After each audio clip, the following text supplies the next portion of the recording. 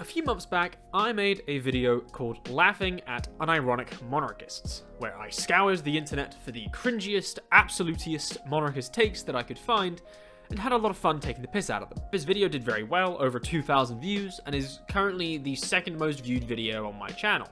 It's pretty cool. But let's dig a little deeper. When you click on the video, you'll see, oh cool, 70 likes. That's pretty good. Wait a minute. Over 180 dislikes. And then if you scroll through the over 100 comments, you'll see a lot of people not very happy with me in varying forms of impoliteness, to say the least. And with the recent drama with the royal family, I thought now would be the perfect time to get my revenge on the monarchist community and remind everyone why monarchism is cringe, not based, and should be gotten rid of. So in this video, I will be debunking a few of the most common and major arguments that people bring up for monarchism, be it absolute or constitutional. However, to spice things up, me and my friends the other day decided to hop on call and play a drinking game reading the comments of people bullying me. These clips will be cut in after every debunk of an argument that I do. Here's a quick clue of what's to come. Don't dox me for being posh, alright? Don't you dare do it. Don't do it. They don't know. The people don't know, Johnny. It shall be done. It's suffice to say, things got a little bit messy. You might notice that in the clips with my friends where we're drinking, my hair's a bit longer. Don't worry about it. Also, just very quickly before we go into the video, not many of you are subscribed. I'm not going to bother showing the numbers, but like, it would be really cool. Why don't we show our love for democracy? Show your love for democracy and vote for me by subscribing. Vote for me to become the biggest left-wing YouTuber ever. Subscribe. Look, I can see down there you're not. It's very cringe. It's very cringe. But yeah, back to the video. Let's jump in here with the our first argument, the idea that monarchs provide unity and stability, whereas a democracy would bring division. First of all, there is no guarantee that people will like a monarchy. There's no guarantee that people will unify behind them. I mean, come on, look at the recent developments. People certainly don't like them. What if they decided to come back? Or if they never left? Well, people wouldn't be very happy. A monarch will definitely divide a nation in the same way as a republican leader. This is due to the fact that they have to do stuff. In order to take a position on policy, you're going to cause division. Politics is the story of disagreement and division. You can't do things without upsetting or disagreeing with someone. Also, people are more likely to accept a decision that they dislike if it comes with some form of legitimacy. And I would argue that under democracy, there is far stronger and greater sources of legitimacy, be it your social contract theories from Rousseau or Locke, the idea of democracy as equality from Cristiano, my personal favorite, or even just the idea that this is what most people want, so fair enough, we'll go with it. There was also suggesting that democracies make better decisions in general than, say, any sort of authoritarian system. An example of this can be seen with Condorcet's jury theorem, which is a long and mathematical and boring thing, but essentially the idea is that the more people you have in a decision, the more likely you're going to get to a better answer. It has something to do with the law of large numbers. Who cares? It's dull, but Google it. A lot of the time, you'll see people cite opinion polls on Parliament or Congress, saying it's 10%, 15%, 20%, these are so low, they must be terrible, no one likes them. However, this doesn't necessarily show what they think it shows. In a democracy, there is always going to be healthy disagreement, and people are always going to dislike one side or something that is done. This is a good thing. It is a sign of freedom of expression and criticism to have low approval ratings. In modern republics, we have the right to hate the guts of everyone who runs our country and hate the government and hate everything they do. That's something that we are allowed to do. When you look at countries, let's say like Nazi Germany or North Korea, they have phenomenally high approval ratings. I wonder why. That's because there is a societal incentive and a societal almost enforcement to, whether it be legal or just influenced, to not disagree with the government in any way. You're just simply not allowed. There isn't this culture of disagreement that we have. And not only is this point overall not true in theory, it also isn't true in practice. All monarchist countries have been fraught with revolutions, civil war, or riots. England had 3 civil wars and about 30 revolutions. The French Empire had about 20 revolts. I mean, there is no way that you can have a monarchist country and claim that it doesn't have any sort of internal violent retributions or outcomes. And then obviously the idea, what if the monarch's popular? Then people will like them. It's easier to like one person than a whole bunch of people who you had to vote for. Firstly, voting for someone, having them be voted in, does mean that at least some people will like them, and that's better than no one having a say. Unlike a monarchy where it is very likely that no one will necessarily like them because they don't have any say over who it is, and then nothing would change. Your monarch could be unprepared, stupid, boring, or just plain unlikable. That's very possible. Johnny, you have dyslexia. Try and read that for me. The one by Dingus Dangus. See, I was just thinking. I have no idea what that says. Come on, give it a shot. What? Give me a second. I'm going to zoom in. Nope, Cyclonogamy. you're already wrong. Physiognomy. Yeah, that's the one. That's what I Physiognomy. said. That's what I said at the start. Exactly, that's what you said at the start. So physiognomy is the science of a person's facial features or expression, especially when regarded as indicative of character or ethnic origin. So it's basically the idea that ugly people are stupid and attractive people are smart. Like Django style, like skull-shaped science shit, you know what I mean? So this guy said physiognomy once again proves itself. That's so rude. So what he's either saying, right? What he's either saying is you're ugly, which makes sense because you're stupid. Or if you're going to take it like how I took it, what he's saying is no wonder you're so smart and funny because you're so handsome. So many levels. It's horrible. it's so The fact that you deep. disliked it makes me think that it was What are an you insult. what are you You talking disliked about? it, so you took that as an insult, didn't you, Shu? I don't know what you mean. You should reply absolutely correct, my friend, and just own it. He's called me ugly and stupid with like one word. I'm It's in pretty awe. economical. Next up, we have monarchs have no reason to be corrupt due to the stability of their position. Okay, so skipping over the fact that there is a absolute wealth of evidence that monarchies throughout history and in the current day are phenomenally corrupt. We can take Prince Andrew as an example. It's not good. It's certainly an abuse of power. This is where we bring up the issue of accountability.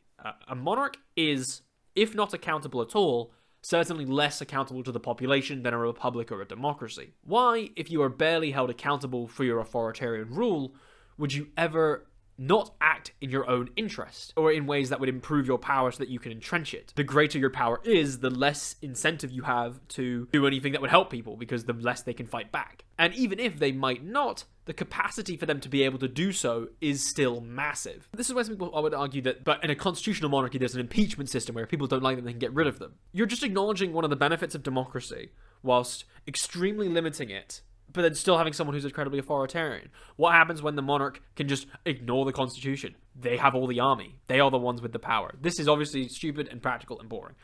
However, the issue of accountability is very important. This issue of corruption can be seen with monarchists globally, where if they aren't using their position to enrich themselves in their lavish lifestyle, they're sending their people to die in some war over lines of supremacy or other crap that no one cares about. Some monarchists I've also seen would claim that autocrats wouldn't want more power because they already have plenty of it. So let's say, and even if that's true, what happens when the people want them to have less power? What if it's true that no monarch or aristocrat ever wants to improve their power? What if we want to decrease their power? What if we have a little bit of control here or there? What's going to happen? You're going to get murdered. I like how someone said, "What's wrong with monarchy?" ? And it's a genuine question, and Shu's just disliked it. hasn't tried to engage. She's just like, "Fuck you." Don't you dare call me out like this. I forgot that it would show that I've disliked all of the ones being How mean dare to you? me. How dare you ask genuine questions? That's so funny. I will not engage in conversation. But you're wrong. wrong. Well, let's look at the 6 replies. I've just disliked all. Any of them from you? None of them are from you. No, I did engage with some people, but I think this was at the point where people were calling me mean things, so I gave up. I want to delve into this conversation. This is fantastic. Okay, so Johnny, you play the real JL films. I'll play Of course, 'cause Joseph. Because And that is the view I Cam? hold. Cam, you are you're Zen. But who's Right. Jacob? I'll multi-role play as Jacob as well. What's wrong with the monarchy? Fat old question mark. Nothing. People just can't think for themselves. No one is born with more rights than others. I mean, you're right. But what's your point in response to this comment? The fact that Jacob's people a like to cock. think I for don't like themselves Jacob. is exactly what's wrong with the monarchy. Monarchs have more rights than regular folks. I get it. Somebody spends their whole life licking someone else's boots doesn't really need much of a brain. I'm fine with thinking for myself. I'm not fine with uneducated idiots and big companies taking my decision for me. Okay, first of all, right, I remember now, this was one of the comments that really pissed me off, right? Someone says, what's wrong with monarchy? And someone says, nothing. People just can't think for themselves. I genuinely don't understand. That Nothing. actually makes no sense. Yeah, like, people can't think for themselves Hugh. because they don't like monarchy. You are hurt. You are hurt. I am. That What's the was bit- offensive. But it's simple. What's wrong with the monarchy has set off such a chain reaction. It did. It really did. I've been molding for months. Moving on now to monarchies being the safeguards of liberty. When I read this argument initially, I was very confused. By taking away your freedom of self-determination over your political life, we will make you free. This does not make any sense hypothetically, but also in practice, much like all the other arguments we've dealt with so far. What liberties are the monarch going to protect? Why would they be any better than a democracy in protecting these liberties? Skipping over the fact that monarchies throughout history have been some of the least free societies that we can see, and monarchist countries that we see today are also incredibly not free. You know, Saudi Arabia is a good example of this. Why would taking away a current and crucial liberty safeguard liberties in general? It literally makes no sense. So that was a fun one. We have from Delilah Alpaca. This is all over the place and painfully childish. Not surprising. He's a long-time fan of Hugh's channel, and all of Hugh's channel was childish content. So it's not surprising from someone like you.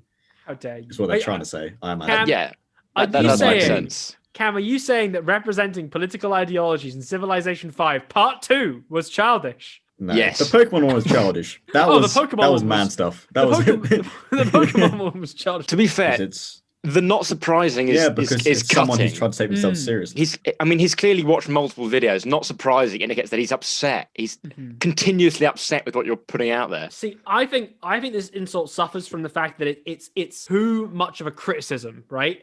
If you're trying to cut to the core of me, it needs to be either really like specific criticism, which is really harsh, or it needs to be so outlandish that I don't know how to deal with it. This is just kind of like, you're childish, and I'm like, yeah. Next up is tourist income. A lot of monarchists argue that monarchies provide tourist revenue to the country. Okay, so if you're saying this is a reason for monarchies to have actual power, that's stupid. Just because someone brings in tourist money doesn't mean we should dramatically restructure our political society and put that person in charge. You know, if bulldozing all of Wales and replacing it with an annual Hunger Games arena would boost your tourism, it doesn't mean it would be good. But if we take the more reasonable account, which is seen much more commonly, this being an argument for a ceremonial monarchy, the idea that having a queen or a royal family brings in more tourists, they're not harming anyone, they don't have any power, they're just chilling. The idea is, what's the harm of having a monarchy if they don't have any power and all they do is just bring in more money than they spend? It's just a simple utilitarian good. So putting aside a lot of the problems with ceremonial monarchy that we have, whether it be a symbolic issue of having people raised above the rest of society for what blood is in their veins, or whether it be just having people with unaccountable power being able to do whatever they want, like with Prince Andrew. This economic argument, I would also say, is flawed. Think about it. Is it really having a monarchy that brings tourism? Or is it the buildings, the art, the location, the history, or our amazing food? For example, no one rocks up to the Lincoln Memorial and say, wow, this is pretty cool, but where's Lincoln? He's not here. This is boring. Why would I care? At least wheel out his inbred grandson, once a month to wave at everyone like this, then why wouldn't we want to go? Despite my dreams, it's not like if we get rid of the monarchy tomorrow, we're going to bulldoze Buckingham Palace and turn it into a Costco. In addition to the other negatives of ceremonial monarchy like I brought up, this profit side isn't as unquestionable as people claim. So obviously the video is called Blue Laughing cheese. at Unironic Monarchists, and he said, and we are laughing at people like you, with a winky face, right? Laughing at me, that's not very nice. That's a slam dunk of a comment. I think to judge this one, we have to really take it in context of the whole thing. So let's read the thread here. Okay, so then someone said, you are not a person to be taken seriously. Fine, whatever. That's to the guy who insulted me. Then he said, again, we think the same about Republicucks. That's my favorite. And then I wins. said, this is me 6 months ago, I said, monarchist calls someone else a cuck, brackets, prima nocta. Do you know what prima nocta is? Ooh. No, So do Big and clever explain for the words from people in the Hugh. back. We speak Latin. prima nocta was the policy of like kings where whenever someone was about to become married, like a couple would be married, the king would sleep with the woman the night before they got married. So I thought it'd be funny that, Republicans calling someone a cuck, i.e. someone whose partner cheats on them, with prima nocta. You believe in the ideology that would have some random asshole banging your wife if you happen to have one, even though you're a monarchist all the time. I thought that was pretty good. To be honest, I like the simplicity of Republicuck. I also like And the number of likes to each comment kind of certifies that. You tried to clap back, but everyone preferred I did kind of get dwarfed. Next up, one of the big ones. This is the idea that monarchists are born to rule. Monarchists would argue that because a king or queen was born to run the country, they'll be good leaders. This can take two forms generally. First of these is the idea of the divine right of kings argument, which is to say that God put them there to rule, so they should be able to rule. However, this idea is obviously terrible. I'm not even going to bother going into it. You know, you can read John Locke's First Treatise of Government for a pretty strong takedown of this argument. Even people in the comments of my last video who would defend the idea of monarchy ridiculed the divine rights of kings argument, saying that's just not really a part of monarchism. So, fair enough. I'm not bothered about that. It's a funny haha meme to take the piss out of, but we'll ignore it. So generally, instead, what is relied on is the idea that it is their life's purpose. They will be educated and trained in all matters of government to rule the country, and this would therefore be better. This argument obviously has a wealth of issues. Firstly, we could take the contention with the idea of someone being born to do something. I feel like it requires a very theological and abstract basis, you know, the idea that you're put on this planet to do something specific rather than, you know, just doing what you want to do. And that, I wouldn't say, is very agreeable. It's hard to argue against someone who just says it's because God or because of any sort of abstract ideas of the universe and purpose. So I would just say I don't think that's very agreeable. But let's take the idea that they will be trained from birth. They will be educated from a young age and bred to be the perfect leader. This is very similar to the argument for epistocracy, which is the idea that politics is very complicated, so experts should rule. The idea that those with specialized knowledge or who are smart should be the ones in charge, rather than everyone having a say. The argument for epistocracy is as follows. Number one, answers to political questions are truth apt, meaning there is an objective right answer to all political decisions, rather than just, you know, preferences. Two, a small elite, or those who would be highly educated, are the ones who would know these truths. Three, if answers to political questions are truth apt, and only a small amount of people have the knowledge to know these truths, they should be the ones to rule. Number four, therefore, epistocrats should rule. Applying this to monarchy, we can just add an extra premise, this being that a monarch can be said person of knowledge. Therefore, they should rule. Any of these premises that I've established can be challenged. Many people go against the idea that politics has objectively right answers. Some would argue against only a small elite knowing these things, rather than the broader population. I've personally argued in essays against premise 3, this being the idea that if politics is truth apt, so there is a right answer, experts still shouldn't rule. Even if we agree with all of the premises of epistocracy, right? Let's say that every single one of these is perfectly right. This would lead to a conclusion that experts should rule, not a monarchy. What if the monarch just isn't smart or doesn't like learning? For example, Henry VIII famously hated reading and would rather spend his time playing sport or hunting.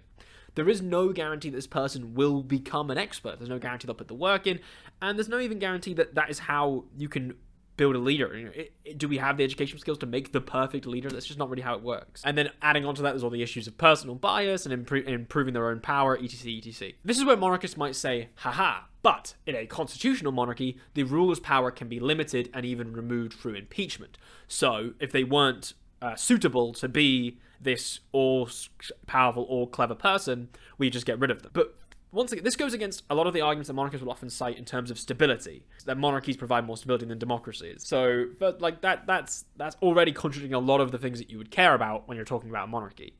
And at this point, what you're arguing for is essentially just a very undemocratic republic. You're acknowledging a lot of the benefits of democracy, one of these being that we can change and choose leaders if they do a good or bad job, but you're just ignoring them. You're ignoring a lot of the benefits that you yourself would acknowledge. If you're going to take the idea of like a benevolent dictator or a divine autocracy, or someone who's just so kind and lovely, they will always do the good thing with all their power, that's just not realistic. People aren't like that.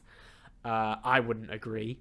And if you're going to once again take that from the idea of God, you know, if there is a God, he's let a lot of bad monarchies exist in history and in the modern day, so there's no guarantee he's going to put someone in charge who'll do a good job. Next up, from Iron Duke, the ramblings of someone who endured free education.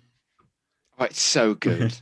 It's so good. It's so good on so many levels. On so many levels. It's incredible. And the fact you disliked it is incredible in itself.